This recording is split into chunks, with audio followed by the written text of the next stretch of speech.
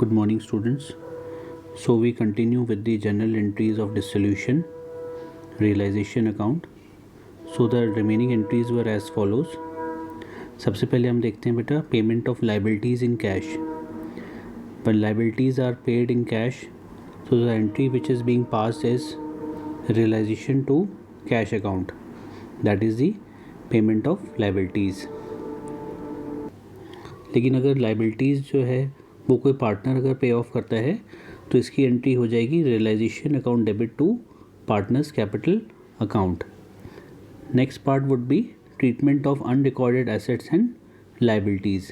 So unrecorded assets and liabilities are those assets and liabilities which are not recorded in the balance sheet. जो balance sheet में हमने नहीं show किए हैं वो हमारे अनरिकॉर्डेड एसेट्स एंड लाइबिलिटीज़ यहाँ पे बात कर रहे हैं. तो यह we read the part given. Sometimes there may be some assets that have already been written off completely in the previous year and thus do not appear in the balance sheet, but physically they still exist for operational purpose. For example, there is an old computer which is still in working condition though its book value is 0. Similarly, there may be some liabilities which do not appear in balance sheet but actually they are still there. For example, bill discounted with bank. On dissolution, it was dishonored, had to be taken up by the firm for payment purposes.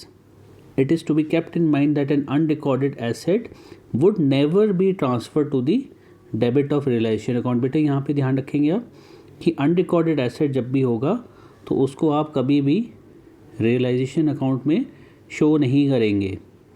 हम खाली क्या चीज़ show करेंगे, जो unrealized या unrecorded asset जो है जो हमने सेल ऑफ किया है उसका अमाउंट जो हमें रियलाइज़ होके मिलेगा वो ही हमें शो करना है. अनरिकॉर्डेड एसेट की बुक वैल्यू हमें नहीं दिखानी है because the amount realised from its sale is in nature of gain and the realisation account is the only credited accordingly. Similarly unrecorded liability need not be transferred to realisation. So बेटा जैसे ही अगर हम लोग कोई भी unrecorded asset को sell off करते हैं तो जो अमाउंट रियलाइज़ होगा उसके लिए जो हम जनरल एंट्री पास करेंगे वो ये होगी cash account debit to realization account, that is sale of unrecorded asset. Next आप देख सकते हैं when unrecorded asset is taken over by a partner at an agreed value. तो क्या एंट्री बनेगी, partners capital account debit to realization. Next beta, when unrecorded liability has been discharged by the firm, so that would be realization account debit to cash or bank. Discharge by the firm का क्या मतलब है कि जो भी expenses हैं वो पे ऑफ कौन कर रहा है, फर्म ही रिस्पॉन्सिबिलिटी ले रही है टू पे of this amount. Next you can see when unrecorded liability is discharge by the partner on behalf of the firm. Firm के बिहाफ पे कौन बेयर कर रहा है, पार्टनर बेयर कर रहा है. तो इसकी एंट्री क्या हो जाएगी, realisation account debit to partners capital account. अब sometimes we may see that there may be realisation expenses. ये रियलाइजेशन जो भी हम एसेट्स और लाइबिलिटीज़ को जो भी अरेंजमेंट कर रहे हैं इसके लिए जो भी एक्सपेंसेस है वो या तो कभी कभार फर्म बेयर करती है और कभी कभार पार्टनर बेयर करता है, depending upon the situation. General entry would change, उसके हिसाब से जनरल एंट्री आपकी चेंज हो जाएगी. तो यहाँ पे बेटा देखते हैं कि कैसे जनरल एंट्री हम लोग पास करेंगे. When realization expenses are paid by the firm. ध्यान रखेंगे बेटा यहाँ पे कौन बेयर कर रहा है, एक्सपेंसेस को फर्म बेयर कर रही है.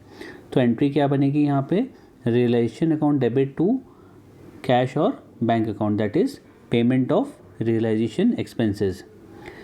B point C, when realization expenses are paid by the partner on behalf of the firm, that is realization expenses paid by the partner but borne by the firm. bear कौन कर रहा है, firm ही कर रही है लेकिन कोई partner पे कर रहा है उनके बिहाफ पे. तो इसकी एंट्री हो जाएगी realisation account debit to partners capital account. Next entry says realization expenses were agreed to be paid by the partner and were paid by the firm. Firm ने पे कर दिया लेकिन रिस्पॉन्सिबिलिटी किसकी है, पार्टनर की responsibility है. तो इसकी जनरल एंट्री क्या बनेगी, partners capital account debit to cash और बैंक अकाउंट. अब बेटा नेक्स्ट थिंग आपने यहाँ पे ध्यान रखना है कि जब हम रियलाइजेशन में डेबिट और क्रेडिट एंट्रीज कर लेते हैं तो उसके बाद जो भी बैलेंसिंग फिगर्स होगी उस केस में क्या हो सकता है, या तो credit side is greater than debit side और debit side is greater than credit side. अगर credit side is greater than debit side तो वो हमारे लिए क्या हो जाएगा, प्रॉफिट हो जाएगा। तो उसके लिए जब हम लोग क्या एंट्री करेंगे ये देख लेते हैं। The balance in the realisation account would show either profit or loss on dissolution. If the total of credit side is more than debit side then that is profit. तो ये प्रॉफिट हम कैसे distribute करेंगे, realisation account debit to partners capital account, जो भी हमारे पास ratio available होगा उस बेसिस पे हम ये अमाउंट को डिस्ट्रीब्यूट कर देंगे। बेटा on the other hand if debit side is more than credit side then there is a loss on dissolution and the entry would be as partners capital account debit to realization account.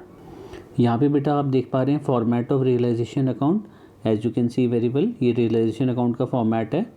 तो इस case में बेटा आप देख सकते हैं कि all assets हम लोगों ने क्या किया है, बुक वैल्यू पे शो किया है यहाँ पे, ठीक है, जितने भी एसेट्स हैं बुक वैल्यू पे शो किए हुए हैं और यहाँ पे लायबिलिटीज़ को हमने शो किया है। तो अल्टीमेटली हमने किया क्या यहाँ पे कि जो भी हमारे एसेट्स हैं बुक वैल्यू पे जो हमने यहाँ डेबिट साइड में शो किए हैं उनको रियलाइज़ कर दिया यहाँ पे बाय कैश और बैंक। ये अमाउंट हमने रियलाइज़ कर दिया, सेल ऑफ कर दिया वेरियस एसेट्स को, और जितनी भी एक्सटर्नल लायबिलिटीज़ हैं उनको यहाँ पे हमने पे ऑफ कर दिया है, राइट। इसके अलावा बेटा अगर कोई एसेट्स जो है किसी पार्टनर ने टेक ओवर कर लिया है तो देखिए उसके अलावा ये एसेट यहाँ पे पार्टनर्स ने जो टेक ओवर किया उसके लिए बाय पार्टनर्स कैपिटल अकाउंट इधर नाम आ गया, उसका एसेट जो उसने टेक ओवर किया जितने भी वैल्यू का जो भी एग्रीड वैल्यू है।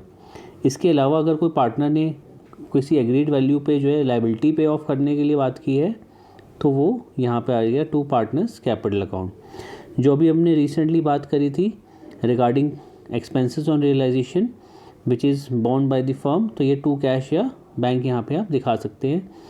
Next part is partners capital account for transferring loss, मतलब अगर इफ़ डेबिट साइड, ये कब होगा बेटा, ये बैलेंसिंग फिगर कब आएगा हमारे पास, if debit side is greater than credit side. ये कब होगा, जब डेबिट का जो बैलेंस है, डेबिट साइड का जो बैलेंस है is greater than credit side, तो this would be your balancing figure, ठीक है। और अगर प्रॉफिट होता है तो इसका रिवर्स हो जाएगा, यानी कि क्या हो जाएगा बेटा, if credit side is greater than debit side, जो क्रेडिट साइड का टोटल है वो डेबिट साइड के टोटल से जब बड़ा आएगा तो हमारा बैलेंसिंग फिगर डेबिट साइड में आएगा। तो this is very important aspect, ये आपको ध्यान में रखना होगा।